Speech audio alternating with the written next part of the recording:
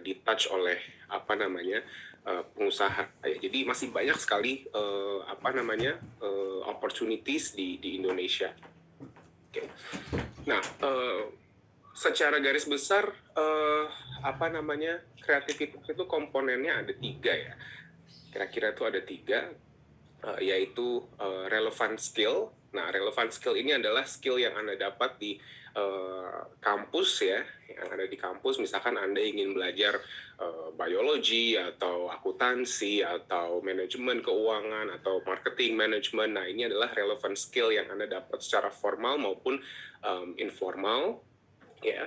Kreatif proses ya, ini semakin banyak Anda melakukan ya hal yang Anda tekuni. Misalkan Anda senang melukis ya, semakin sering Anda melukis, menggambar, itu akan semakin semakin jago lah ya. Dalam hal ini contohnya Mbak Aca ya, Mbak Aca ini jago gambar gitu. Pastinya dulu waktu awal-awal gambarnya juga masih belum sebagus sekarang ya Mbak Aca. Oke. Nah, yang terakhir adalah motivation. Motivation itu apa? Motivation itu adalah bahan bakar untuk kita sendiri keeps on going what we are believing gitu. Nah, motivasi ini harus kita timbulkan sendiri gitu. Ini bahan bakarnya gitu, supaya nggak pantang menyerah. So, in order to have a good motivation, we need to have something that we believe in. Seperti itu. Nah, inilah 3 komponen dari kreativitas. Ya. Tahap-tahapannya seperti apa ya? Tentu saja ada preparation. Preparation adalah kita melalui due diligence.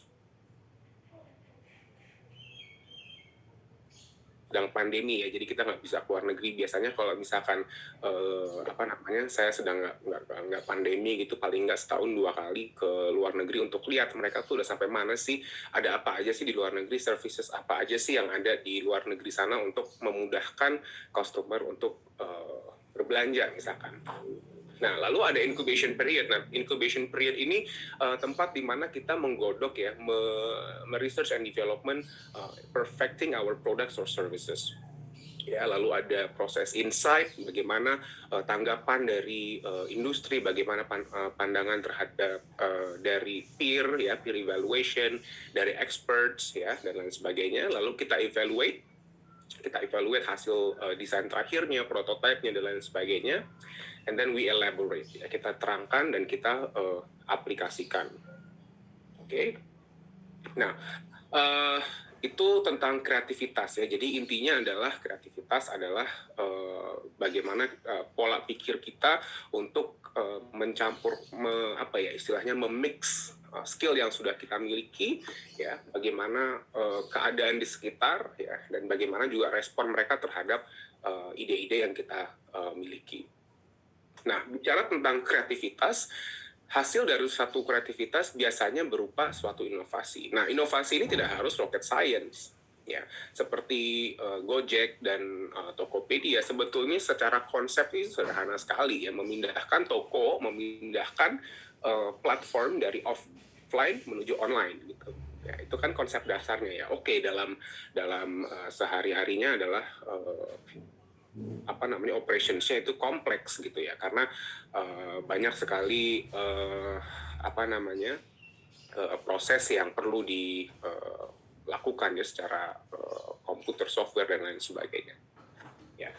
Nah, inovasi itu apa? Adalah sesuatu hal yang baru dan memiliki added value, nilai tambah ya. Nah, nilai tambah ini berupa apa? Berupa functional value ya, seperti Gojek, Grab, dan Tokopedia, Shopee, dan lain sebagainya ya. Functional value, memudahkan hidup masyarakat. Atau symbolic value ya, design driven. Nah, ini contohnya dunia fashion ya. Fashion itu kan sangat kuat sekali ya. Setiap kali mereka tuh ada fashion show, ada Printemps-Été, ada winter ya, ada cruise, ada pre-fall ya. Kalau Anda ngikutin fashion show-nya Chanel, which is baru beberapa hari yang lalu ya, fashion show Chanel di Paris, itu setiap tahun berganti terus karena mereka design driven. Ya, mereka mau sesuatu yang baru. Mereka bermanfaat bukan dari functionality-nya, tapi dari desainnya. Ya. Yang di sini yang perempuan senang koleksi tas, senang koleksi sepatu, fungsinya sama aja gitu. Tapi karena ini desain baru dari Christian Louboutin, dari Roger Vivier, jadi punya symbolic value. Ya, nah tingkat kebaruannya pun berbeda-beda gitu, innovation. Ada yang radical innovation, contohnya Elon Musk dengan space travel dan lain sebagainya. Itu nggak pernah ada zaman saya, zaman ayah saya, zaman kakek saya nggak pernah kepikir bahwa kita akan berwisata ke luar angkasa gitu. Tapi sekarang sudah hampir mungkin gitu. Nah ini adalah radical innovation. Nah ada lagi yang judulnya incremental innovation. Nah, ini innovation yang lebih sering timbul. Nah, kalau radical innovation ini biasanya tidak terlalu sering muncul gitu, karena R&D-nya juga lama, biayanya besar dan lain sebagainya. Ya, nah incremental innovation inilah yang lebih sering muncul di market. Ya, karena innovation-nya it adds value, tapi tidak merupakan suatu value yang signifikan. Oke, contohnya misalkan Anda lihat ke GoFood ya, banyak sekali orang yang bikin ayam geprek. Contohnya ya, ayam geprek itu salah satu secara statistik adalah makanan yang paling laris di GoFood. Oke. Nah, di situ akan banyak sekali timbul kan, ada ayam geprek mozzarella, ada ayam geprek ini, itu, apa, segala macam. Nah, inovasi ini yang bersifat incremental. Ya. Oke. Inovasi itu bisa dikatakan baru kalau apa? Kalau bisa memberikan manfaat, bisa memberikan meaning yang baru, ya apakah itu baru di dunia ini benar-benar nggak ada sama sekali, hanya kita yang punya, atau baru terhadap company kita sendiri. Nah ini definisinya macam-macam. Ya, apakah dia menambahkan atau melengkapi produk atau jasa yang sudah ada, ya, ataukah dia merevisi produk yang sudah ada. Contohnya kalau Anda punya Apple iPhone, selalu ada software update. Ya, itu juga sebetulnya merupakan bentuk inovasi walaupun tidak kerasa ya. Oke, apakah repositioning ya memberikan satu purpose ya, apakah cost reduction. Nah, cost reduction ini juga banyak nih ya, contohnya seperti Tokopedia, dia meng-cut distribution channel sehingga biaya sewa untuk brick and mortar store nggak ada ya, so the savings can be passed down to customers, contohnya seperti itu. Oke. Nah, ini beberapa contoh ya, new meaning, new concept. Just because it's new doesn't mean it adds value. Misalkan contohnya di sini ada rak buku yang desainnya agak-agak funky seperti ini.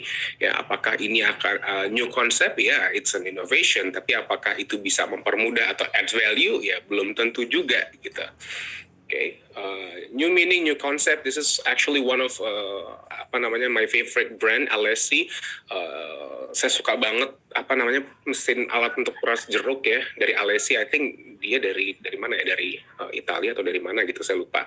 Jadi alat peras jeruknya ini bentuknya lucu gitu ya, kayak alien gitu. Okay. So fungsinya sama, cuman secara desain ini sangat inovatif gitu. So the designer behind it is Philip Stark. Jadi dia menjawab kebutuhan bukan fungsional tapi kebutuhan desain. Contohnya seperti itu. Ya.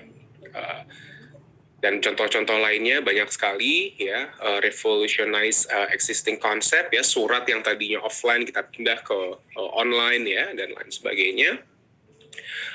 Tidak semua innovation sukses ya, contohnya ya bisa dilihat di gambar ya, banyak sekali inovasi-inovasi yang tidak sukses karena ya respon pasar tidak baik.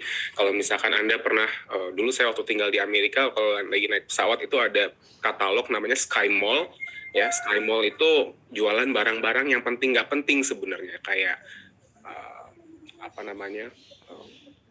bantal bantal angin untuk tidur di pesawat apa segala macam. So it's not really worth it.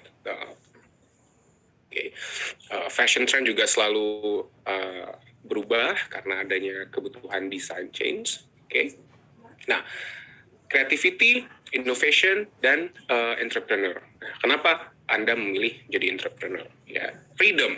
Ya, it's freedom. You're free to control your own money, your own time. Ya, kalau Anda menjadi pegawai 8 to 5, ya, sebelum jam 8 Anda free, after 5 Anda free.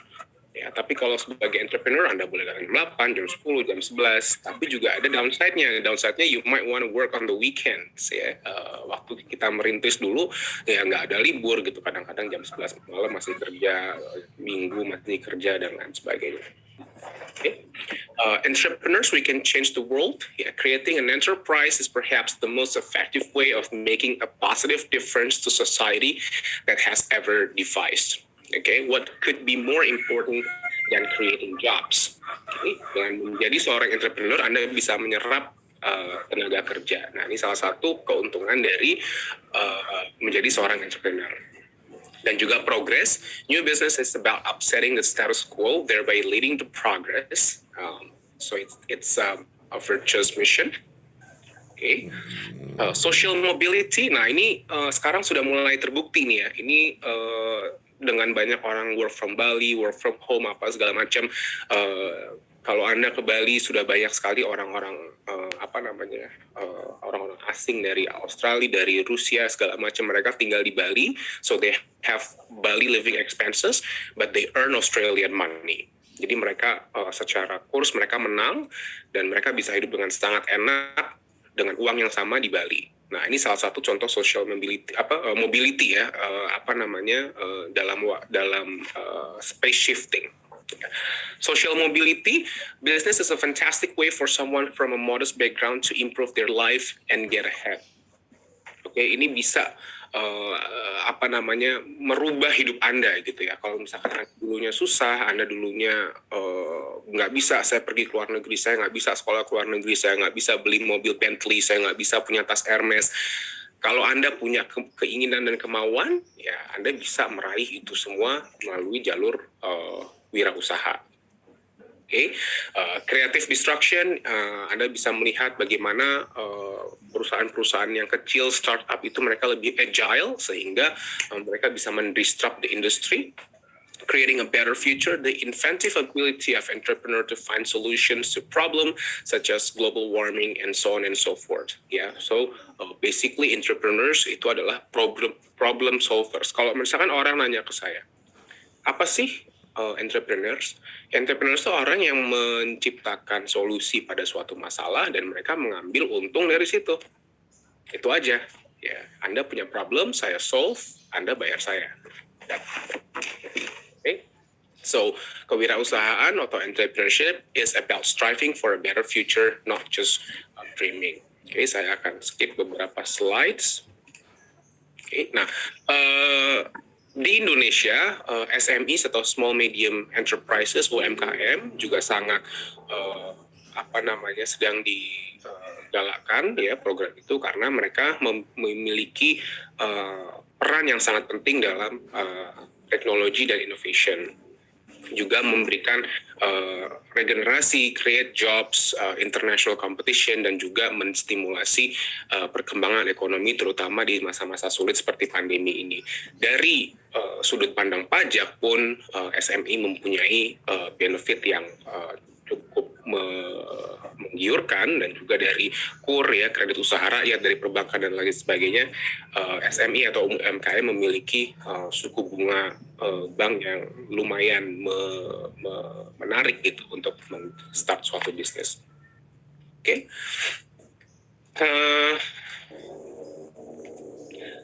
Mungkin ada pertanyaan, kita langsung buka aja Q&A session-nya.